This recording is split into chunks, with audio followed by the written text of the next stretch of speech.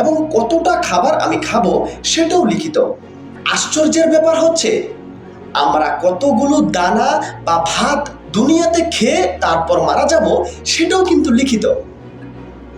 একটি দানাও কম এবং একটি দানাও বেশি হবে না। ধরুন এটা লিখিত যে আমি সারা জীবনে 1 কোটি টাকা আয় করব।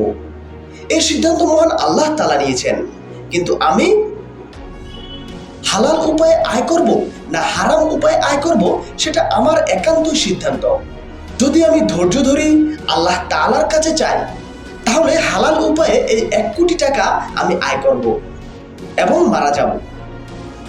আর হারাম উপায়ে হলেও ওই 1 কোটি টাকাই কিন্তু আমি কামাবো, মানে আয় করব, তার থেকে বেশি নয়।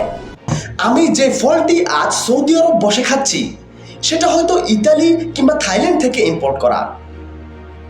ওই গাছে যখন